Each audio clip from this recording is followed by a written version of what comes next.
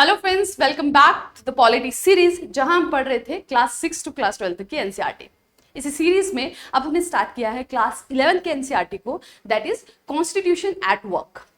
And हम already इसके first 5 chapter complete कर चुके हैं। जिन्होंने वो लेक्चर्स नहीं देखे हैं, आपको हमारे चैनल पे एक सेपरेट प्लेलिस्ट में वो मिल जाएंगे। आई एडवाइज यू कि आप उसे जाके देखें। आप जो भी स्टेट सिविल सर्विसेज की या यूपीएससी की प्रिपरेशन कर रहे हैं, आपको इन लेक्चर से जरूर फायदा होगा, क्योंकि ये जो बुक है ये आपकी बेसिक नॉलेज को स्ट्रेंथन करती है। और जो भी ट्विस्टेड क्वेश्चंस प्रीलिम्स में या मेंस में हैं पूछे जाते हैं, वो यहीं से डिराइव होते हैं। आप इसका कंटेंट जो है वो यूज कर सकते हैं अपने आंसर राइटिंग्स में भी। ठीक है, तो आज जो चैप्टर हम पढ़ने वाले हैं that is chapter number 6, judiciary. ठीक है, जुडिशरी आज हम पढ़ने वाले हैं। जुडिशरी मतलब न्याय व्यवस्था। हमने पहले डिस्कस किया था कि जो हमारी गवर्नमेंट है, हमारा देश है, उसके इंपॉर्टेंट 3 ऑर्गन्स हैं, legislative, executive and judiciary. Legislative जो कानून बनाता है, एग्जीक्यूटिव जो उसे एग्जीक्यूट करता है, लागू करता है, और जुडिशरी हो गया न्याय व्यवस्था। लेजिस्लेटिव और एग्जीक्यूटिव हम ऑलरेडी डिस्कस कर चुके हैं। इस वीडियो लेक्चर में हम जुडिशरी को डिस्कस करेंगे, न्याय व्यवस्था जो है हमारे देश की उसे डिस्कस करेंगे।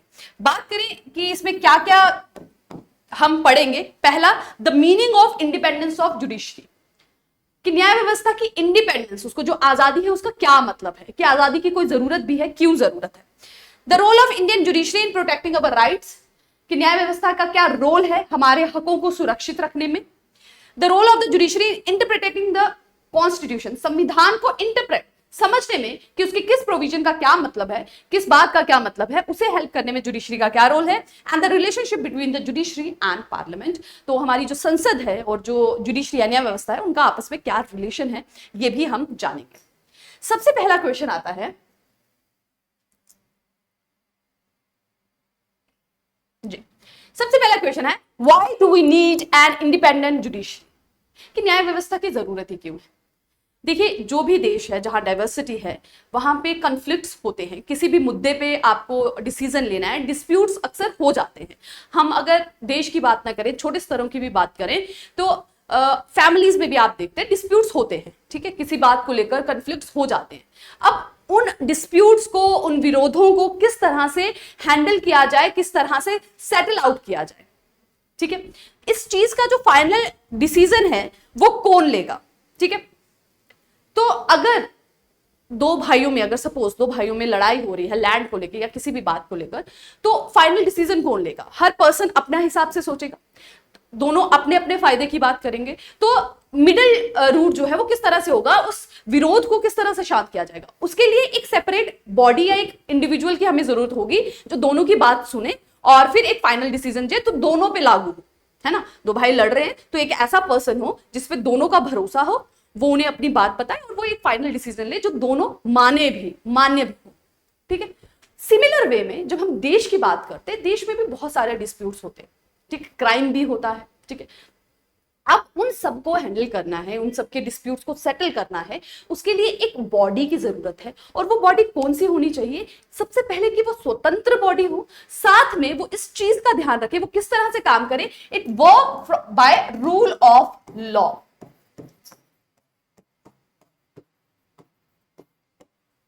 ठीक है, प्रिंसिपल जो हो, वो जो इंडिपेंडेंट हो, जो बॉडी हो जो कि डिस्प्यूट को सेटल करे, वो किसके बिहाफ पे डिस्प्यूट सेटल करे, रूल ऑफ लॉ के हिसाब से।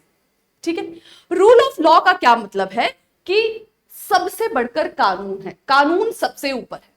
कोई रिच हो, पुअर हो, मैन हो, विमेन हो, डिफरेंट कास्ट से हो, रिलीजन से हो, डजंट मैटर, कानून सबसे ऊपर है और सब पर सिमिलर कानून ही लागू होता है।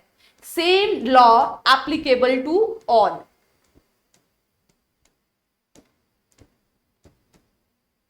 ऐसा नहीं है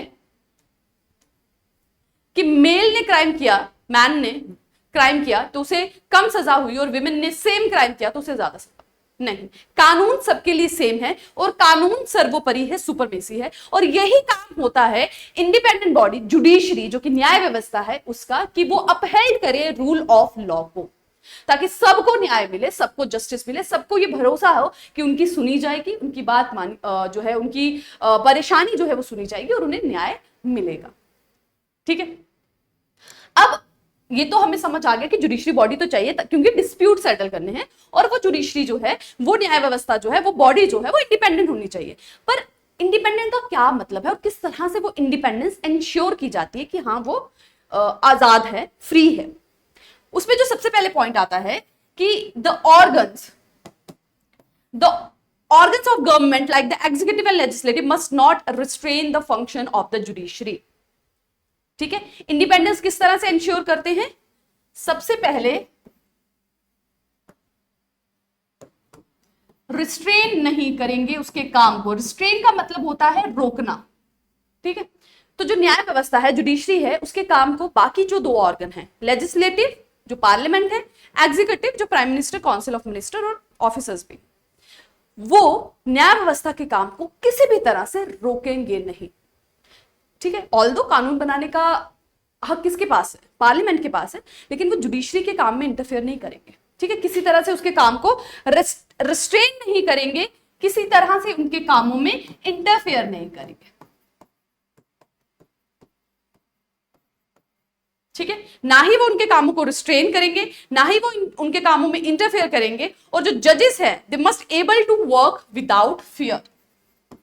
वर्क विदाउट फियर, उन्हें किसी तरह का ना कोई डर ना हो।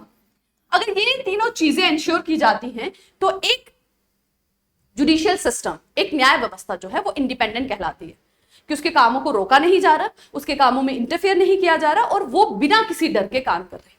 अब ये तीनों चीजें हमारी जुडिशरी में किस तरह से इंश्योर की गई है वो आगे हम देखेंगे। ठीक है, अब हमारे देश में किस तरह से इंश्योर किया गया है कि उनके कामों को जो है इंटरफेयर नहीं किया जाएगा? तो सबसे पहला जो है, हमारे जो जजेस हैं उनका जो है टेन्योर जो होता है ना, वो फिक्स टेन्योर होता है। उनको एक फिक्स कार्यकाल के लिए अपॉइंट किया जाता है।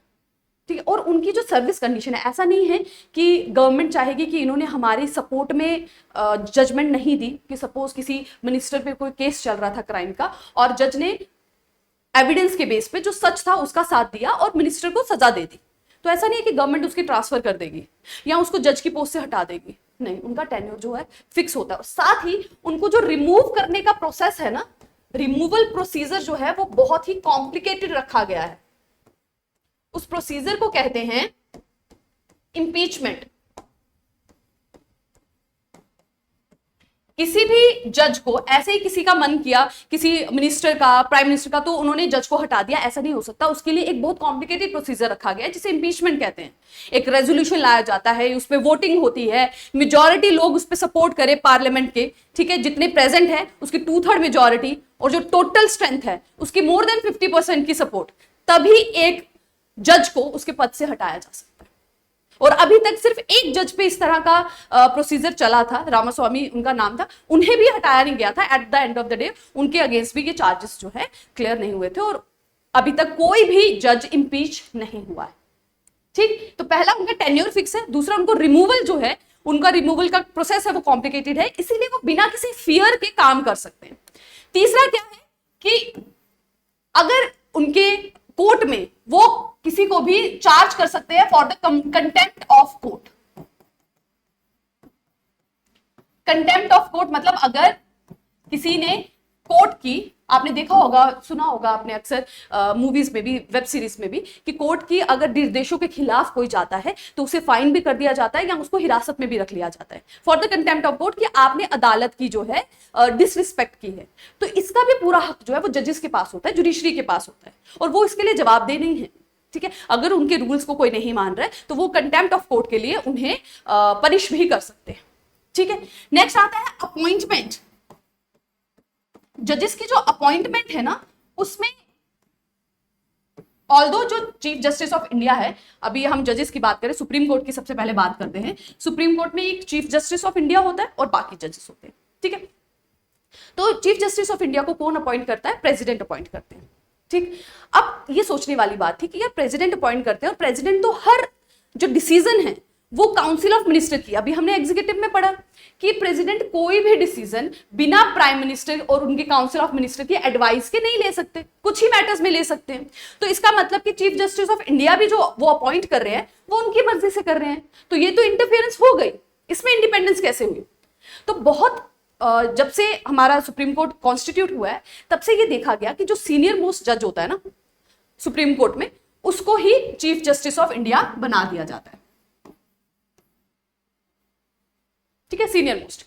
लेकिन ऐसा 2 बार हुआ कि कुछ जजेस को, सीनियरिटी जजेस को, सीनियर जजेस को बायपास करके सीजीआई बना दिया गया, ठीक है। वो 3rd नंबर पे या 4th नंबर पे थे सीनियरिटी के बेसिस पे, बट उनको चीफ जस्टिस ऑफ इंडिया बना दिया गया just on the advice of prime minister, council of minister.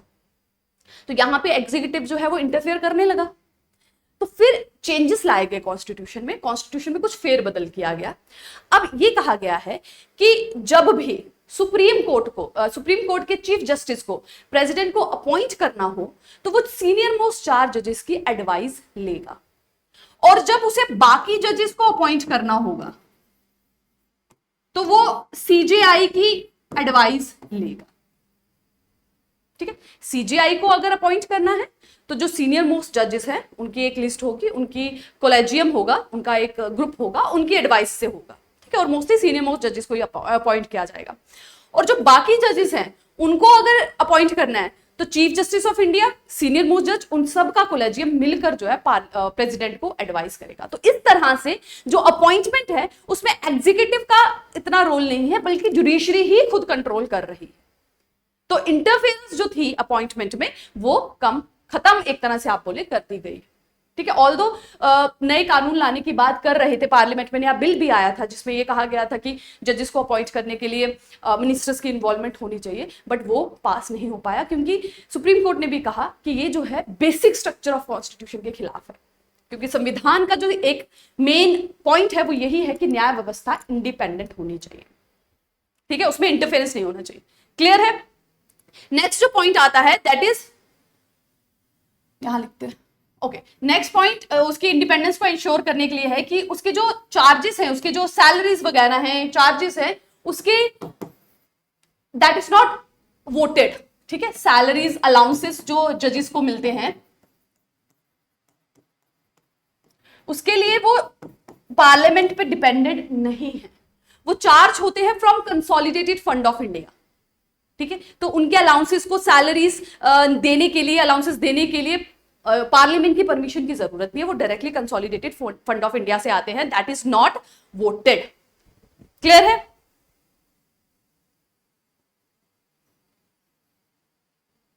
Next है कि जो कंडक्ट ऑफ जुडिशरी है, जजेस है, वो डिस्कस नहीं किया जा सकता, एक्सेप्ट कि अगर उनके ऊपर can not be discussed in parliament, ठीक है। So this were the 6 points, ठीक है। तो जो कंडक्ट है उनका कि वो किस तरह से जजमेंट ले रहे हैं, किस तरह से काम कर रहे हैं, वो पार्लियामेंट में डिस्कस नहीं किया जा सकता अनटिल अनलेस उन पे इंपीचमेंट का केस चल रहा। तो इन सब प्रोविजन से जो कि हमारे संविधान में लिखे गए हैं, ये एंश्योर किया गया कि हमारी न्याय व्यवस्था जो है वो इंडिपेंडेंट रहे, ठीक है। टेन्योर फिक्स है, अपॉइंटमेंट में किसी तरह से एग्जीक्यूटिव की ज्यादा इंटरफेरेंस नहीं है, फाइनेंसेस में उनकी इंटरफेरेंस नहीं है, ठीक है। फिर रिमूवल के प्रोसीजर को बहुत कॉम्प्लिकेटेड रखा गया है, ठीक है, ताकि उनकी सर्विस कंडीशन को उनकी डिसएडवांटेजेस के लिए कि वो उनके मिनिस्टर्स के अगेंस्ट काम कर रहे हैं तो उनको नुकसान पहुंचाने के लिए उनकी सर्विस कंडीशन को चेंज कर दिया जाए, इस तरह के प्रोविजंस भी नहीं रखे गए। कंटेम्प्ट ऑफ कोर्ट अगर होता है तो वो चार्ज कर सकते हैं, ठीक। साथ ही उनके कंडक्ट को डिस्कस नहीं किया जा सकता। इन सब प्रोविजन से इंडिपेंडेंस ऑफ जुडिशरी को जो है एंश्योर किया गया है हमारे देश में, ठीक है। ओके, अपॉइंटमेंट ऑफ जजेस मैंने आपको बता दिया कि सुप्रीम कोर्ट में एक चीफ जस्टिस ऑफ इंडिया होता है और एक होते हैं बाकी जजेस, और chief justice of India mostly senior most जो जज होते हैं उन्हीं को बनाया जाता है, ठीक है। कन्वेंशन फॉलो की गई थी, दैट वाज द कन्वेंशन कि सीनियर मोस्ट जज of the supreme court was appointed. लेकिन 2 बार ऐसा हुआ, एक बार A.N. राय को अपॉइंट किया गया सुपरसीडिंग 3 सीनियर जजेस, और एक बार M.H. बेग को 1975 में, ठीक है। और बाकी जजेस जो हैं, चीफ जस्टिस ऑफ इंडिया के अलावा जो जजेस हैं उनको अपॉइंट प्रेसिडेंट करते हैं after consulting chief justice of India, ठीक है। So okay, this matter came up before the Supreme Court again and again between 1982 to 1998, and initially the court felt that role of Chief Justice was purely consultative, मतलब कि जैसे मैंने आपको बताया कि बार बार ये बात आई कि उनसे सिर्फ कंसल्ट किया जा रहा है, तो मोस्टली एग्जीक्यूटिव का रोल तो नहीं आ रहा। तो सुप्रीम कोर्ट में ये बात बार बार उठी और फाइनली सुप्रीम कोर्ट ने कहा कि एक प्रॉपर प्रोसीजर सेटअप कर दिया गया चीफ जस्टिस ऑफ इंडिया और बाकी जजेस को अपॉइंट करने का। ठीक है, उन्होंने कहा कि चीफ जस्टिस जो है वो रेकमेंड करेंगे कुछ पर्संस का name after consulting 4 senior most जजेस। तो मतलब क्या होगा, ये हो गया एक कोलेजियम, हो गया एक ग्रुप, हो गया है ना कोलेजियम। कोलेजियम किस किस का हो गया, ये हो गया एक सीजीआई का, चीफ जस्टिस ऑफ इंडिया का, प्लस जो 4 सीनियर मोस्ट जज हैं, ये सब मिलकर एक लिस्ट प्रेसिडेंट को प्रोवाइड करेंगे जजेस की, जिनमें से सुप्रीम कोर्ट के जजेस को अपॉइंट किया जाएगा। ठीक है, So in matter of appointment, the decision of the group of senior most Supreme Court carries greater weight। तो इसका मतलब ये है कि अपनी मर्जी से प्रेसिडेंट काउंसिल ऑफ मिनिस्टर को पूछ के किसी को भी जज नहीं बना सकते। ये जो लिस्ट तैयार करेंगे वो ज्यादा वेटेज है, उन्हीं में से जज को चुना जाएगा। तो एक तरह से इंडिपेंडेंस होगी उनके अपॉइंटमेंट में।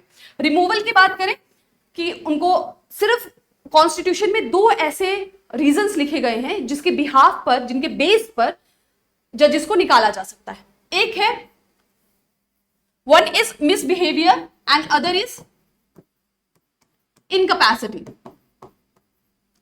इन दोनों का क्या मतलब है ये एक्सप्लेन नहीं किया गया है कॉन्स्टिट्यूशन में। These two are the reason, misbehavior and incapacity, कि जब वो काबिल नहीं है अपने काम को करने में तब उनको उनके पद से हटाया जा सकता है। लेकिन वो भी एक कॉम्प्लिकेटेड प्रोसीजर जो अभी हमने डिस्कस किया कि उसके लिए एक रेजोल्यूशन बनाया जाता है, एक मीटिंग बैठती है, जो भी उन पे चार्जेस लगे होते हैं उनको इन्वेस्टिगेट किया जाता है, 14 दिन का नोटिस भी जज को दिया जाता है उनके खिलाफ रेजोल्यूशन लाने से पहले, फिर उस पर वोटिंग होती है। ठीक है, स्पेशल मेजॉरिटी से अगर वो पास हो जाए उसके बाद ही उनको निकाला जाता है। और अभी तक एक बार ही हुआ है, वी रामास्वामी जो कि कहाँ के, हरियाणा हाई कोर्ट के जज थे, उनके अगेंस्ट चार्जेस लगे थे करप्शन वगैरह के, बट मेजॉरिटी नहीं मिली और फाइनली उनकी इंपीचमेंट नहीं हुई। तो अभी तक कोई भी इंपीच्ड नहीं हुए।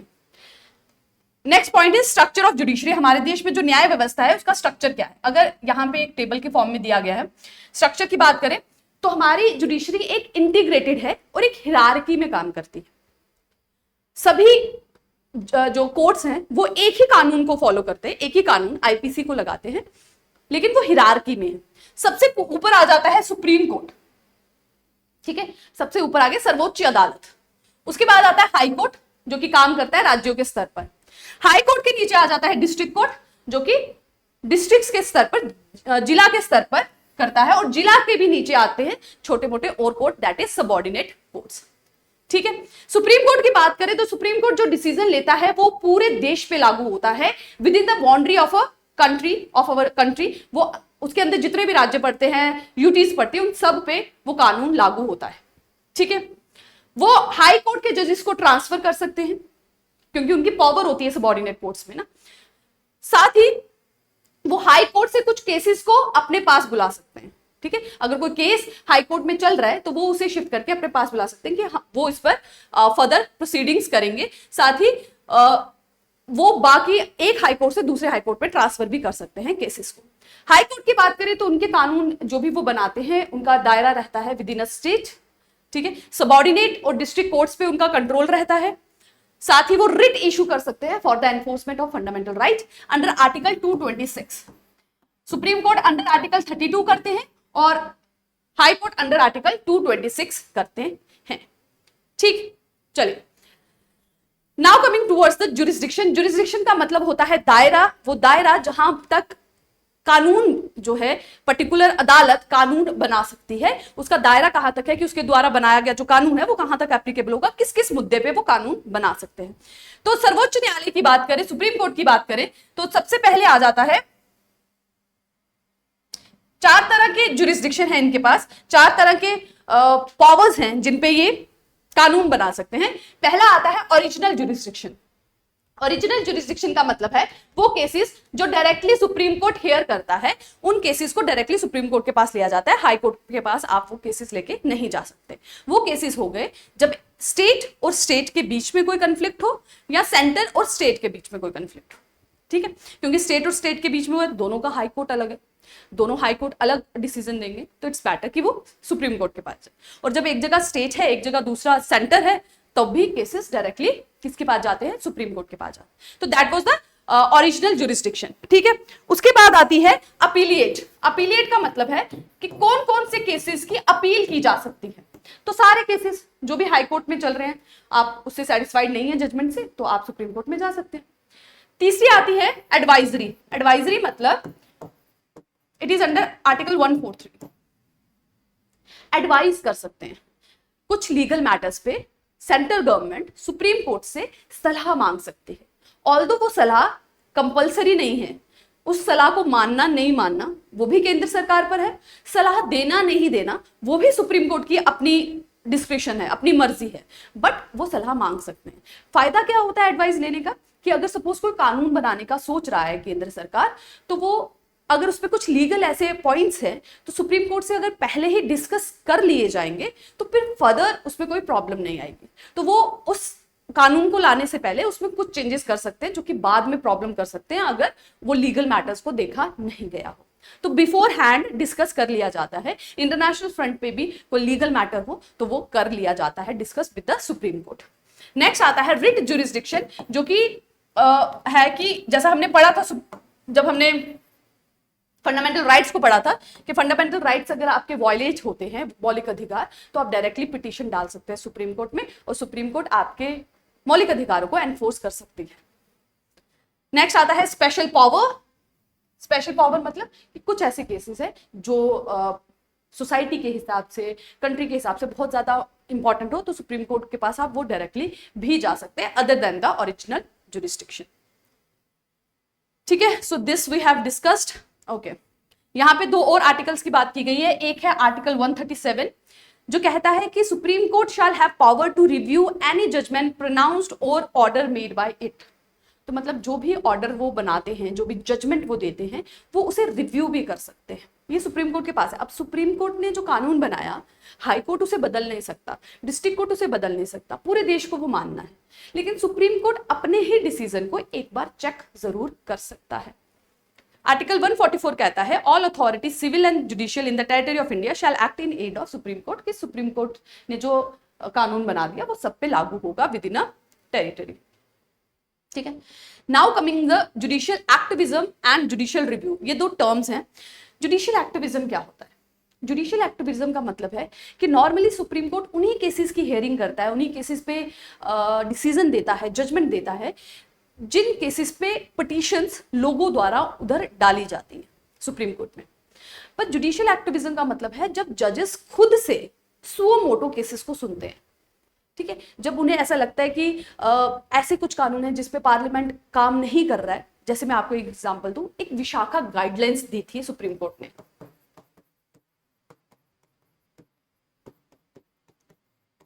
बात हो रही थी कि विमेन्स को उनकी वर्क प्लेस पे सिक्योरिटी नहीं है, जहां पे वो काम करने जाती है उनको वहां पे सिक्योरिटी नहीं है, उनके साथ हरासमेंट्स होती है, बहुत तरह के भद्दे जो हरकतें उनके साथ की जाती है, तो सेक्सुअल हरासमेंट भी उनके साथ होती है। और इस पे संसद जो है कानून नहीं बना रही थी, कानून बनाने में असमर्थ थी। तो सुप्रीम कोर्ट ने एक गाइडलाइंस इशू की जिसका नाम है विशाखा गाइडलाइंस, और पार्लियामेंट को डायरेक्ट किया कि इस पर्टिकुलर कंटेक्स्ट में कानून बनाया जाए। और फाइनली कानून निकल के आता है protection of women's from sexual harassment at work place, जो कि बेस्ड है इन्हीं गाइडलाइंस पे। तो ये हो गया एक जुडिशियल एक्टिविज्म कि एक कानून जो कि काम है पार्लियामेंट का बनाने का, लेकिन वो नहीं बना रहा, तो जुडिशरी आप एक तरह से कहीं सुओ मोटो ले रही है, खुद से आगे बढ़कर उन्हें डायरेक्ट कर रही है कि इस पर्टिकुलर कंटेक्स्ट में कानून बनाया जाए। ठीक है, तो एक्टिविज्म हो गया जब जुडिशरी खुद लोगों के भले के लिए या जो सोसाइटी है उसके अपलिफ्टमेंट के लिए काम करती है। और इसमें एक और चीज आती है, that is PIL, public interest litigation. Jolly LLB movies आप लोगों ने देखी होगी, जो फर्स्ट पार्ट उसका आया था that was on the based of PIL only. PIL का मतलब है मोस्टली क्या होता है कि अगर वही लोग केस कर सकते हैं जो एग्रीव्ड हो, मतलब जिन पे उस पर्टिकुलर प्रॉब्लम का असर हुआ, अगर किसी के साथ क्राइम हुआ है या वो क्राइम में इन्वॉल्व है या उसके रिलेटिव हैं, तभी वो केस फाइल कर सकते हैं। ऐसा ही होता है, आपके घर में चोरी हुई है तभी आप केस फाइल कर सकते हैं, या आपके रिलेटिव की हुई है तो भी आप कर सकते हैं, अदरवाइज आपके मोहल्ले में कहीं हुई है आप नहीं कर सकते। बट PIL का कंसेप्ट क्यों लाया गया? ये इसीलिए लाया गया कि अब वो लोग भी पिटीशन दायर कर सकते हैं जो कि डायरेक्टली इन्फ्लुएंस नहीं है। ये उनके बिहाफ पे पिटीशन दायर कर रहे हैं, उन लोगों के जिनके पास अप्रोप्रिएट मींस नहीं है, जो कि लॉ को जानते नहीं हैं, उनके पास फाइनेंसिस नहीं है कोर्ट में जाने के, पिटीशन फाइल करने के, अपने हकों के लिए लड़ने के। तो उनके बिहाफ पर जो सोशल सर्विस वाले हैं, विजिलेंट ग्रुप हैं, देश के नागरिक, वो उनके बिहाफ पे पिटीशन ला सकते हैं। खुद लॉयर्स भी पिटीशन फाइल कर सकते हैं, जैसा कि जॉली एलएलबी में आपने देखा। ठीक है, तो इस केस में आप उसमें इन्वॉल्व नहीं है, आपको कोई इफेक्ट भी नहीं हुआ है, बट आप लोगों के लिए, उस पर्टिकुलर पर्सन के लिए आप उनके बिहाफ पे पिटीशन फाइल कर सकते हैं। और ये इसका लाने का एक ही मकसद था कि जो वल्नरेबल सेक्शन है, जो अवेयर नहीं है अपने राइट्स की, उनको भी जस्टिस मिले, न्याय सबको मिले। ठीक, और अगर इस यहां पे दो एग्जांपल्स भी दी गई हैं, दो पीआईएल की। एक है 1979 का पीआईएल, इसमें कहा गया है कि न्यूज़पेपर्स की जो रिपोर्ट है 1979 के अराउंड, न्यूज़पेपर में एक रिपोर्ट आई कि बिहार की जेल में बहुत सारे क्रिमिनल्स ऐसे हैं जिनकी हियरिंग नहीं हो रही और वो बहुत लंबे समय से जेल में बंद हैं। अगर उनकी अगर हियरिंग होती तो उनको उतनी आप एक तरह से कहें सेंटेंस जेल नहीं मिलती जितनी देर से वो रह रहे हैं। ठीक है, वो 10 सालों से 15 सालों से जेल में हैं और अगर एक्चुअल में उनकी हियरिंग होती तो शायद 3-4 साल में वो छूट जाते। ठीक है, जब ऐसी एक न्यूज़पेपर में छपी तो उसके बाद सुप्रीम कोर्ट ने खुद इस केस को हियर किया और इस केस को जाना जाता है एज अ हुसैन नारा खातून वर्सेस बिहार केस। ठीक है, सुप्रीम कोर्ट ने खुद सुमो मोटो लिया, कॉग्निजेंस लिया इस केस का और देखा कि हाँ, बिकॉज ऑफ डिलेड हियरिंग बहुत सारे लोग एक लॉन्ग पीरियड के लिए जेल में रह रहे। ठीक है, उसी तरह से एक और एग्जांपल यहां पर दी गई है तिहाड़ जेल की भी। ठीक है, जहां पे एक आप एक तरह से बोले एक पर्सन ने, एक इनमेट ने जो कि जेल में रहता है, उसने एक पीस ऑफ पेपर भेजा था एक एडवोकेट को, जहां पे उसने लिखा था कि किस तरह से फिजिकल टॉर्चर किया जाता है वहां पर जेल में जो बंदी है उनके साथ। ठीक, सो ये दोनों पीआईएल एक्चुअल पर्सन जो सफर हैं वो नहीं कर रहे, उनके बिहाफ पे कोई और कर रहा है, so that is called PIL. ठीक है, चलिए ओके। बट जुडिशियल एक्टिविज्म, जैसे मैंने आपको बताया, जब जुडिशरी खुद सुओ मोटो कॉग्निजेंस लेती है और पार्लियामेंट के बिहाफ पे वो उनको डायरेक्ट करती है कि आप कानून बनाइए, लेकिन इस चीज का ध्यान रखना है कि जो सेपरेशन ऑफ पावर है वो मेंटेन रहे। ठीक है, 3 ऑर्गन्स हैं हमारे गवर्नमेंट के, सबका अलग अलग काम है। कॉन्स्टिट्यूशन में एक प्रॉपर डिवाइड किया गया है जुडिशरी को, लेजिस्लेचर को, एग्जीक्यूटिव को। लेकिन जब जुडिशियल एक्टिविज्म करती है तो उस वक्त वो कहीं ना कहीं पार्लियामेंट के, लेजिस्लेचर के काम पर इंटरफेयर कर रही है। ये जुडिशियल एक्टिविज्म जुडिशियल ओवररीच नहीं बनना चाहिए, क्योंकि आफ्टर ऑल कानून बनाने का जो मेन आप एक तरह से कहें अथॉरिटी है, दैट इज विद पार्लियामेंट, क्योंकि उन लोगों को जनता चुनती है। उनके पास जनता का जो, वो जनता के प्रतिनिधि हैं, जनता की अप्रूवल है उनके पास, जनता ने चुना है, तो कानून जनता के लिए बनाने का हक भी उन्हीं को है। तो जुडिशरी सिर्फ उन्हें डायरेक्ट करे, उनपे एक तरह से आप कहें सुपरवाइजरी रखे। ठीक है, चेक एंड बैलेंस, तो ये जो रिलेशन है that is of check and balance.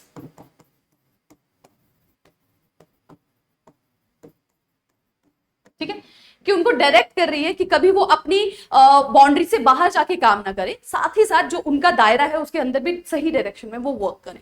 ठीक है, so the work of all the 3 organs of government is of check and balance. ठीक है, जुडिशरी एंड राइट्स, जैसा हमने डिस्कस किया था पहले भी राइट्स के चैप्टर में, कि जुडिशरी जो है, चाहे सुप्रीम कोर्ट बोले या हाई कोर्ट है, वो हमारे फंडामेंटल राइट्स को बचाने का काम करती है। अगर वो वायलेट हो, हम डायरेक्टली सुप्रीम कोर्ट जा सकते हैं, हाई कोर्ट जा सकते हैं, पिटीशन डाल सकते हैं और वो रिट इशू कर सकते हैं। 5 तरह की रिट्स होती हैं, हेबस कार्पस, मंडामंस, ये इशू करके वो हमारे जो राइट्स हैं, हमारे मौलिक अधिकार हैं, उनको दोबारा से एनफोर्स कर सकते हैं। ठीक, now comes toward the judiciary and parliament. ठीक, apart from taking a very active stand on the matter of rights, the court has been active in seeking to prevent subversion of constitution through political practice. This area that were considered beyond the scope of judicial review, such as power of president and governor, were brought under the purview of courts. So judicial review यहाँ बोला गया है। judicial review का क्या मतलब होता है? This is also very important work of judiciary. Judiciary का काम होता है जो भी कानून पार्लियामेंट बना रही है उसकी कॉन्स्टिट्यूशनैलिटी को चेक करना। कि वो संविधान में जो भी प्रावधान लिखे गए हैं उसके हिसाब से ही काम कर रही है, उसके बियॉन्ड जाके तो नहीं काम कर रही है। So that is the work of judiciary, judicial reviews, judicial review की to check the constitutionality of the work. ठीक, so there are many other instances in which the Supreme Court actively involved itself in the administration of justice। मतलब ऐसे बहुत से cases हैं जहां पे parliament ने कुछ नहीं किया, सुप्रीम कोर्ट ने खुद से जस्टिस एंश्योर कराने का काम किया है। जैसे it gave direction to CBI, CBI को डायरेक्शन देना इन्वेस्टिगेट करने के लिए। जैसा आप रिसेंटली भी देखेंगे कोलकाता में जो रेप केस हुआ, वहां पे हाई कोर्ट ने इंटरफेयर किया कि जब उस कॉलेज के प्रिंसिपल को एक दूसरे कॉलेज में अपॉइंट कर दिया गया तो हाई कोर्ट ने इंटरफेयर करके कहा कि नहीं, उन्हें हटा दिया जाए। तो यहां पे जुडिशियल एक्टिविज्म हो रहा है।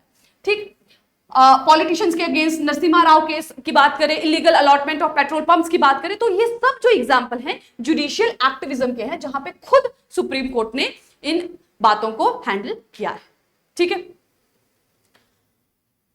ओके जैसे ही हमारा कॉन्स्टिट्यूशन, जैसा हम डिस्कस कर रहे थे कि चेक एंड बैलेंस का जो रोल है पार्लियामेंट और जुडिशरी में, एक दूसरे को चेक करना, कंट्रोल करना, जब से संविधान हमारा बना है तब से ये कंट्रोवर्सी चलती रही है कि जो संसद है उसकी पावर कितनी है, किस तरह से वो संविधान को बदल सकती है। तो सबसे पहला क्वेश्चन आया था राइट टू प्रॉपर्टी को लेके। इनिशियली राइट टू प्रॉपर्टी जो था वो एक मौलिक अधिकार आता था, ठीक है, लेकिन जो संसद चाह रही थी कि इस प्रॉपर्टी में कुछ, इस राइट में कुछ फेरबदल लाए जाए, क्योंकि लैंड रिफॉर्म्स को इंप्लीमेंट करना था। ठीक है, जमींदारी प्रथा को हटाना था, लैंड्स को मर्ज करना था, कंसोलिडेट करना था, लैंड रिफॉर्म्स को लाना था। तो संसद चाह रही थी कि इस प्रॉपर्टी में, इस पर्टिकुलर राइट में चेंज लाया जाए। बट ये जो राइट है ये तो मौलिक अधिकार है, और मौलिक अधिकार, फंडामेंटल राइट्स पे आप कानून नहीं बना सकते, वो कॉन्स्टिट्यूशन का बेसिक स्ट्रक्चर है।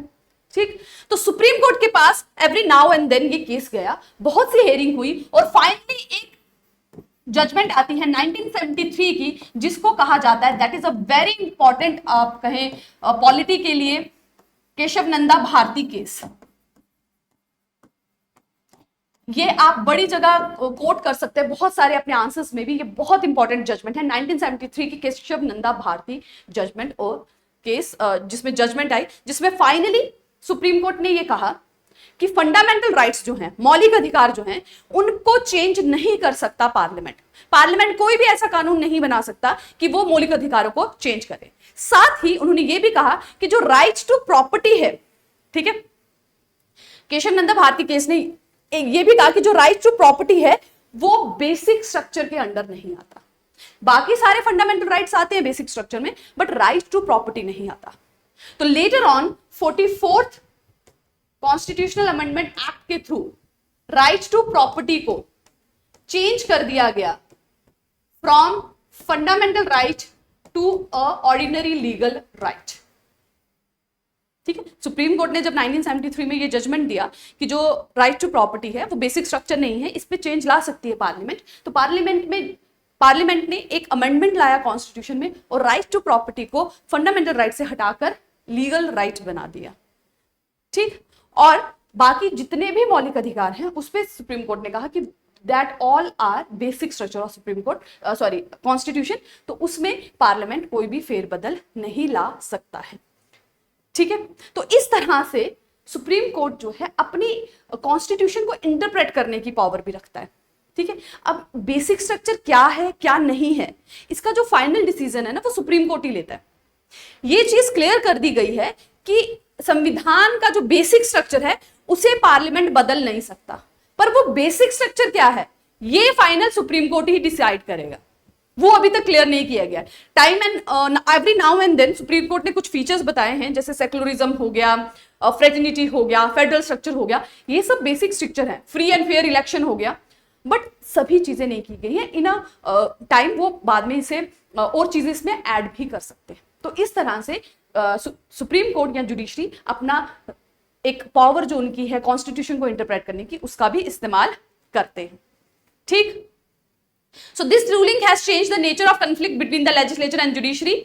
ठीक है, तो इस तरह से जो एक तरह से टसल चल रहा था सुप्रीम कोर्ट और पार्लियामेंट के बीच में, वो खत्म होता है कि पार्लियामेंट कह रही है कि हमें कानून बनाना है और सुप्रीम कोर्ट बनाने नहीं दे रही। तो एक क्लियर कट डेफिनेशन स्टैब्लिश कर दी गई कि बेसिक स्ट्रक्चर को आप नहीं टच कर सकते, बाकी आप किसी भी कंटेक्स्ट पे कानून बना सकते हैं।